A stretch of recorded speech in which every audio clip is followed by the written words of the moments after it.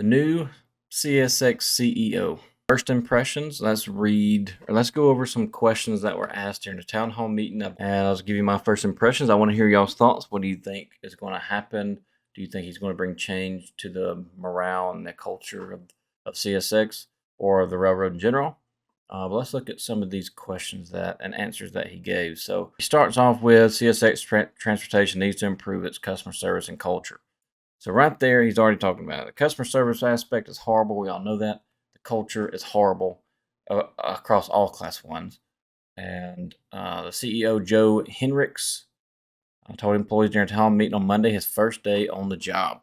So his first day, he told them customer service and culture. He understands that is two big problems. Now, when it comes to PSR, he said he's not going to really budge off PSR because you can't argue 5 basic principles, which is operating safely, improve customer service, control costs, optimize assets utilization, and value and develop employees. So it's weird that this one, value and develop employees, is the last of the steps. Me, especially right now, the way the culture is amongst all the Class 1 railroads and even some of your short lines, this one, value and develop employees, should be number 1 above operating safely, in my opinion, because guess who is in charge of their safety?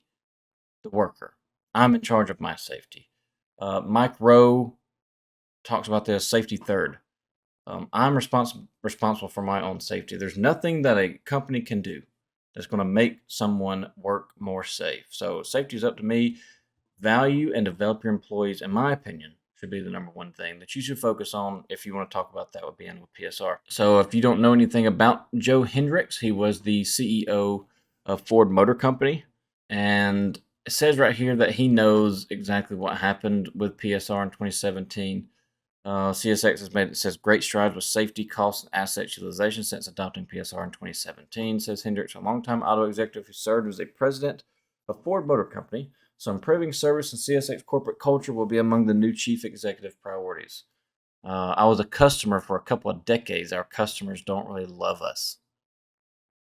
I mean, at least he was on the outside looking in and one of those customers for CSX. So it says CSX has a big opportunity to make customers want to put their freight on the railroad by providing better service. Yeah, and I talked about this on a podcast earlier with John on Between the Rails, Tails, and Trails. The first railroad CEO, because it really boils down to leadership, right?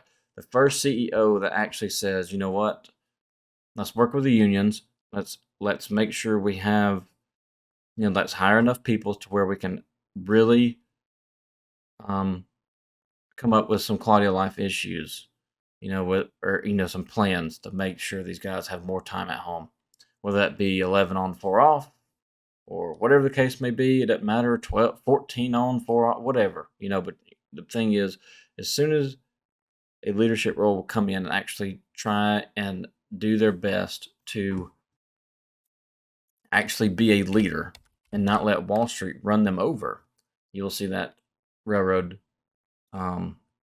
absolutely explode. You'll have customers beating down the door, like me and John talked about, wanting their service. And here's a quote that I mentioned in the podcast I posted on my Facebook page. It says, leadership is not about being the best. Leadership is about helping everyone else be better. So as a CEO, how can you make your railroad employees, no matter their craft, better? Well, right now, they can work better if they're more rested. They can work better if they're not strung out from being on the road, if they're not stuck in a hotel. They have a better home life. It would make them want to stay with your company longer. Right now, you're battling quality of life issues. You're battling insurance issues, insurance costs. You're battling pay problem. The pay is not sufficient, in my opinion. It's just really not. And like I said many times before, I work Monday through Friday and I make the same amount as most conductors do. Anyways, let's go down to some more questions here. The first order of business is to get back to full crew staffing so CSX can handle demand from the existing customers. Right. I agree with that. I mean, you have to. Second, CSX needs to demonstrate to customers that it can deliver. Yeah, that'd be a pretty good start. And then the railroad will be able to gain more business from current shippers and try to gain new traffic by capitalizing on rail cost and environmental advantages over trucking. So he's going to lean hard on this environmental deal. I've noticed reading this, but I mean, as a CEO, you have to, and it's true. We give them service that they expect with reliability and predictability. The sky's the limit. It is. It is. But there's a kicker to that. If we give them the service that they expect with reliability and predictability, the sky is the limit. Well, here's the kicker to that. If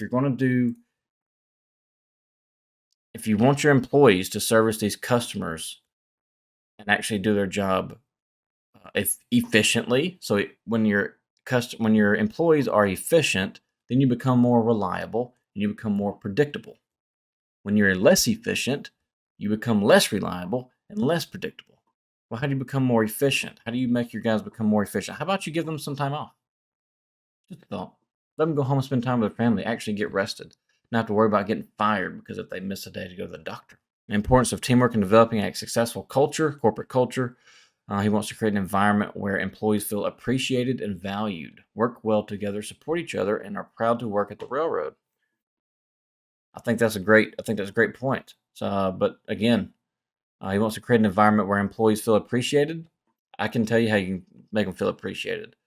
You give them time off. Give them time off. Work with the unions. Work with the UTU and the BLE. Come up with an agreement or contract that will allow your guys to have more time off. Your T&E employees work well together. Your engineer conductors already work well together. There's no doubt about it. That's why the economy is still going like it is. The only problem I see here is work well together. Maybe he's referring to T&E employees and train masters or yard masters. And, this right here will get better when, they will all start to work well together whenever you have train masters who stop trying to flex their muscles because of their job title. I'm sorry, but you actually, in life, guys, in life, you have leadership roles and you actually have leaders. There's a big difference between the two. A leadership role is a train master or somebody in management, and then you actually have leaders. Just because you're a train master doesn't make you a leader.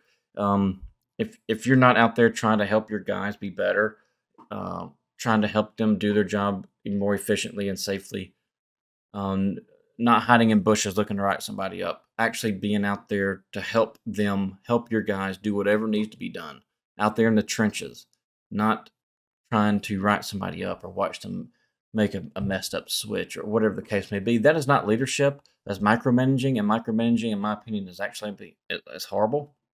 It breaks trust.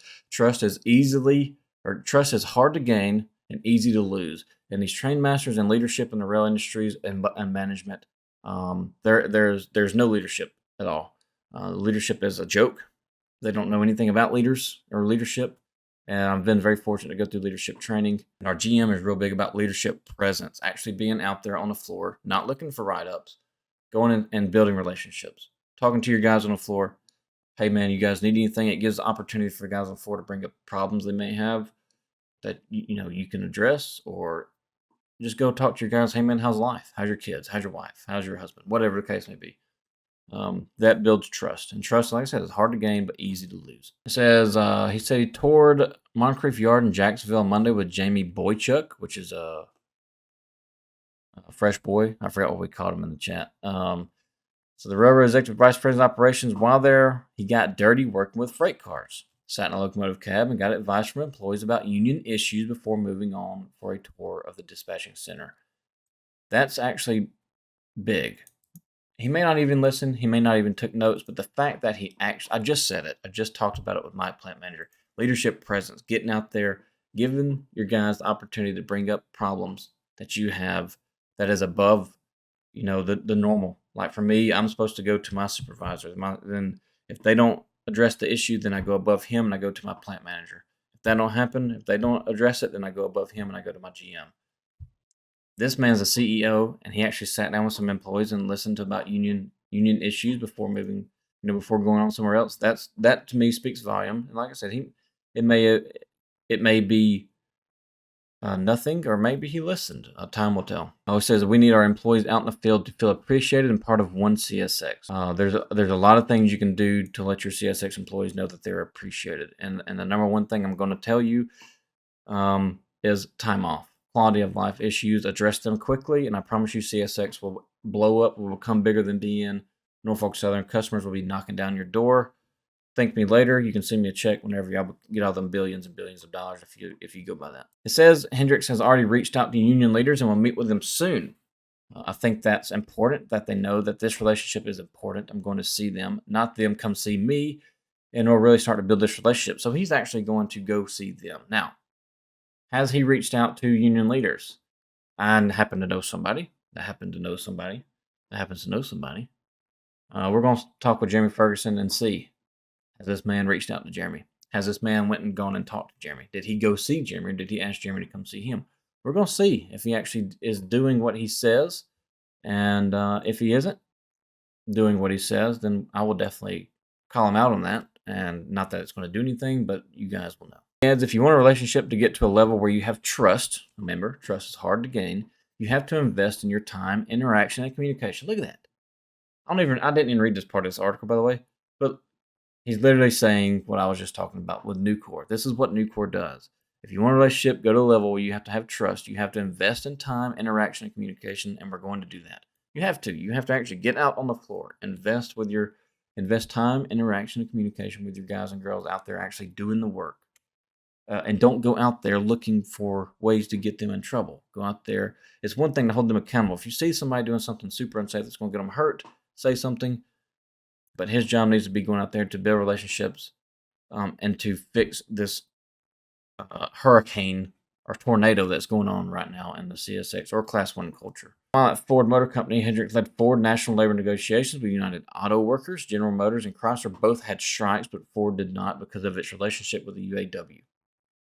I don't know if that's true, but he's saying it in a town hall meeting in front of a bunch of people. I would hope that he's telling the truth. The last thing you want to do is get caught up in a lie when you're just started as a CEO. This could be what CSX needs. This could be what all Class 1s need. Alan Shaw, which I don't know where the heck Alan Shaw has been, or Farmer, and Fritz, and all these, they need to follow suit if this man does it. When Alan Shaw came with the NS, I had high hopes. I haven't heard nothing from him. I don't know if he's really done anything. NS employees, let me know if he has. But what's your all's opinion? Y'all think something's going to change? You think Wall Street's going to get a hold of him and shake him up and tell him he's going to do what he wants? Or do you think he's actually going to lead by an example? Time will tell for sure. I like his shirt, One CSX. I like his vision, and I like his message. So I like all of it. And I, if you're CSX employees, you want this guy to fix what's going on, right? You want him to fix it. You want him to fix the disconnect between leadership, management, and the guys on the ground, or in the diesel shop, or in the carman shop, or whatever the case may be. You want him to fix it.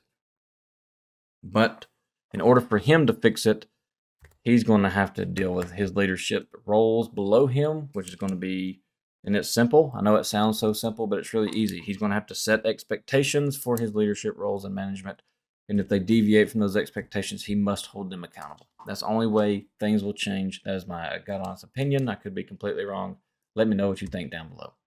Appreciate you guys being here. Sorry I kind of long-winded on this, but been wanting to make this video for a while, and I want to hear y'all's opinions on Mr. Joseph Hinrichs, now the CEO of CSX. So let me know down below. I will see you guys in the next couple of videos. Podcast with John, Between the Rails, will be linked down below if you want to check it out. I'll be posting short clips of those videos and then sending y'all over to his channel to check out the full podcast, which is over an hour if y'all would like to listen to it. It was a good time. Looking forward to doing it again. But until then, I'll see you guys in the next video. Bye.